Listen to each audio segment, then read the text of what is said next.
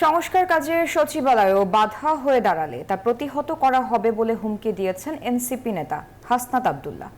চট্টগ্রামে পথসভার দ্বিতীয় দিনে এসব কথা বলেন তিনি।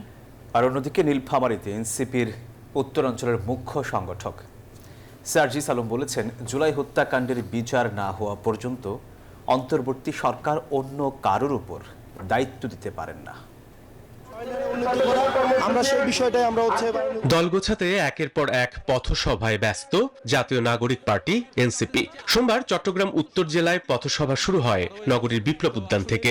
বক্তব্য রাখেন এনসিপির মুখ্য সংগঠক হাসনাত আব্দুল্লাহ। তিনি বলেন, সংস্কার কার্যক্রমে যদি সচিবালয়ে বাধা হয়ে দাঁড়ায় তাহলে জনগণকে সাথে নিয়ে কঠোর হাতে দমন করবে এনসিপি। বাংলাদেশে লক্ষ লক্ষ হাসনাত আব্দুল্লাহ রয়েছে, বেঁচে থাকতে এই সংস্কার কার্যক্রমের যদি বাধা বিশেষ করে সচিবালয় থেকে আসে, সেটা কঠোর হস্তে সেটাকে জনগণকে সাথে নিয়ে সেটাকে প্রতিরোধ করা হবে।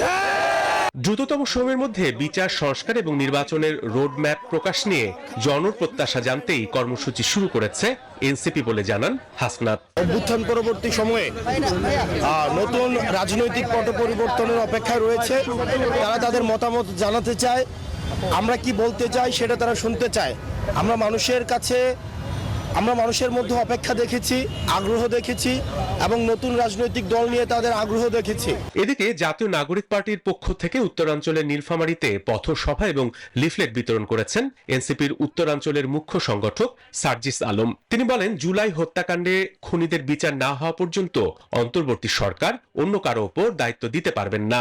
ওই খুনির বিচার নিশ্চিত না হওয়া পর্যন্ত অন্তর্বর্তীকালীন সরকার তাদের জায়গা থেকে যেন এটা চিন্তা না করে যে অন্য কারো হাতে দায়িত্ব দিয়ে চলে যাবে। মঙ্গলবারও চট্টগ্রাম শহরের বেশ কয়েকটি পথসভা করবে এনসিপি। Desk report, news 24।